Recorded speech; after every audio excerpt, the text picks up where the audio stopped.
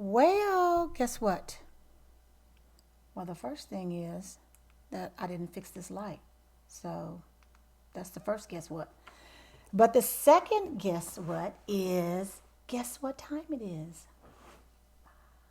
Mirror talk. Look at that earring. It's just acting a whole fool. Anyway, it's time for February's mirror talk. And remember, we're doing mirror talk a little different than we have in the past.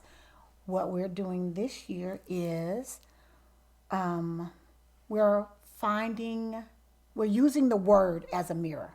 So we find a scripture in the Bible, we hold it up against our face as a mirror, and we see how we look in accordance to that word. So let's start off with what we always start off with, which is what? You are beautiful. You have value and you have purpose. So let's be serious and handle the major things first. So that's first. So I have two verses today. And the first one I'm going to read you is a verse in the book of Esther, chapter 4, that is known as one of the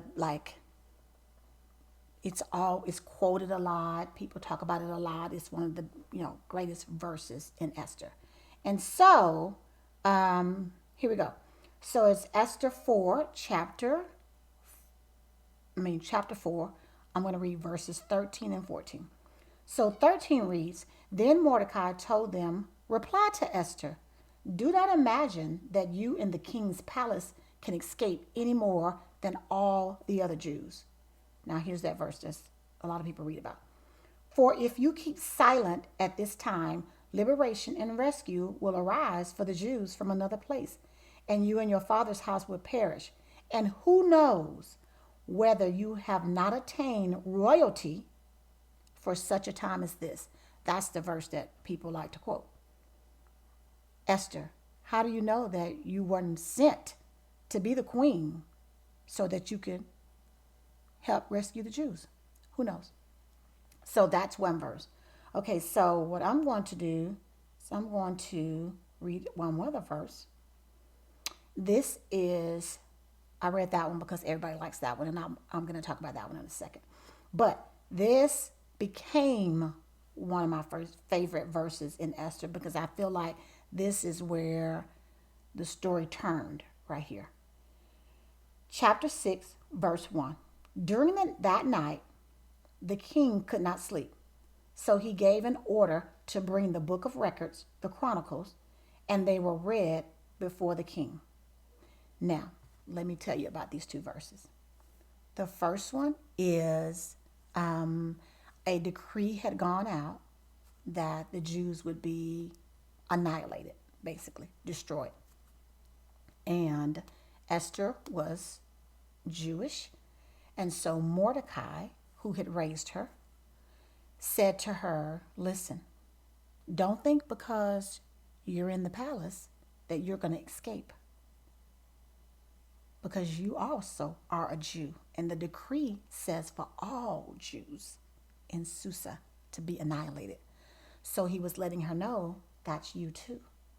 And then he reminded her that you didn't just get to that position for you. You didn't just get there only for you. Because the thing to remember, now I'm holding this mirror up, is saying, when God blesses me, I need to remember it's not just for me. It is for his people. It's for his kingdom. It's not a singular thing. It's not Jackie get blessed. Oh, sit down. We're done. It's over. No, that's not what this is about. Okay. So when you get blessed, there is a greater reason for it. So whatever that thing is, like we ask God for things. God, I want to, bless me with this and bless me with that. Well, when you say that, what is your plan for what are you going to do to help his people? So you want a new job. How is that position going to help his people. You want a new home. You want a spouse. You want, I mean, it just goes on. I need a new car. And I need, I don't know, whatever it is you need. How is that blessing helping others? So that's what Mordecai was reminding Esther of. How do you know that where you are wasn't made, wasn't created, wasn't purposed for this to happen? Which means you ensure that the Jews are not annihilated. So I need you to go before the king. Okay? So that was that verse. Now, on to my favorite verse. Chapter 6, verse 1. So the king couldn't sleep. And so the king sent for his servant to bring him the book of records, the Chronicles, where he was going to read it to him. And at that point, he finds out that when Mordecai found out that there was a plot against, his life, and Mordecai figured it out, gave the information to the king, so it stopped the plot. The men got dealt with, and he realized that he had never done anything for Mordecai. So at that point, that's when he decided he was going to do something for Mordecai. And so the entire plot of the story turned around at that point, which I could sit and explain to you, or you could go listen to Esther, because I talked all about it on YouTube. So go find that one on YouTube, listen to it, listen to the background, and then listen to the book of Esther. And I mean, I really go into details. But back to this story. What I want to talk about with 6 and 1 is, I know there's a lot of times that people talk about, I can't sleep. I can't sleep. Or I'm restless. Or, I don't get a good night's sleep. I mean, just all these things that happen. And what I want to encourage you with verse 1 is, how about you have the word read to you? I mean, what a novice idea. Have the word read to you. Now, we have all of these amazing tools in the house. We have Google, who can, turn lights on and turn them off, and start, the fan, and turn the oven on, turn the coffee pot on. I mean, can do all kind of things. And then you also have Alexa, who can do this and that and all these things, and read to you and sing to you and tell you jokes and all the things. I mean, there's so much we can do. But on those nights when you're restless, or, when your mind may be traveling faster than you wanted to, or when you can't sleep for whatever reason, or you just need to relax, you know what you could do? You could have one of those devices or your phone read the word to you. And the reason I encourage you to do this is because sometimes we're on the go, moving, shaking and moving all day. I mean, we get up, we have a schedule, we have a list, we're checking it off, we're moving. I got to work out, I got to pick up the kids, I got to do this, breakfast, coffee, all the things. We get to work, moving. We get home from work, grocery store, cook food, pick up the kids, all these. I mean, it's just moving, shaking and moving. And so we may not have the opportunity to read and do the things that could bless our souls. Okay? Just as that verse turned the plot around in this entire chapter. I mean, everything hinged in like a sharp turn at chapter 6, verse 1. It wasn't just Mordecai getting Esther to do the right thing. It was chapter 6, verse 1. That is when it quick turn. Okay? And so I'm saying to you, holding the mirror up. Remember, we're holding the mirror up. I'm saying to you, sometimes when you need that sharp turn in your life, sometimes we need to make a U-turn and go back the other way. Sometimes we need a reroute of the GPS. Sometimes we need to go in reverse. I mean, just sometimes when you need something different. Rather than worry all night long, rather than, I don't know, watch TV, rather than, you know, listen to, I don't know, some music that because you were in love and the boy is now gone. And so now you want to listen to all the love songs that you used to listen to with him, rather than any of that stuff.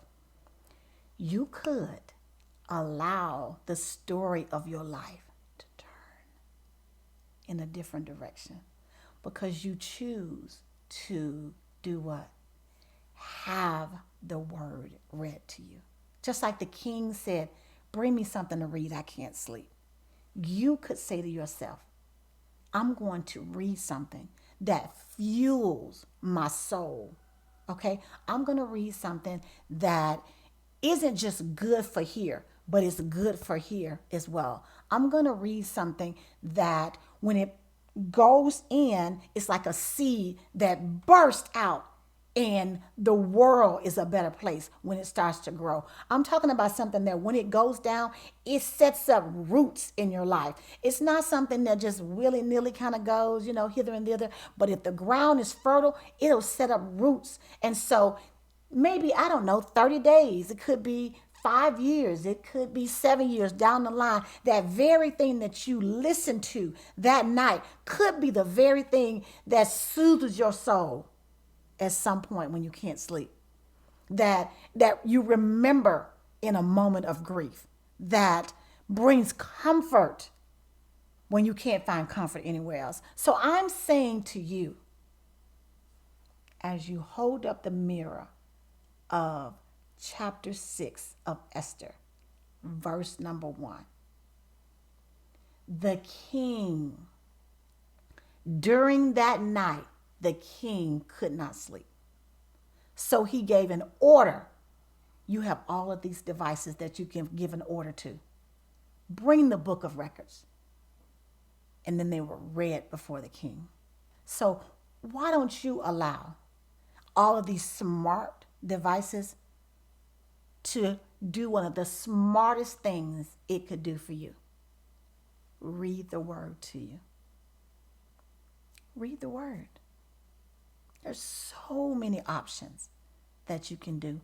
But I'm telling you, if you want to plant seeds of goodness in your life, if you want to plant seeds that'll make you get up in the morning and look in the mirror and say, I am beautiful, I have value, and I have purpose. If you're looking for something that'll make you get up and say it and mean it, if you're looking for something that'll make you look in the mirror and see something you've never seen before, if you're looking for something that can make you look at yourself when the whole world looks at you differently, but you see the truth because your creator has created something amazing, it's called you.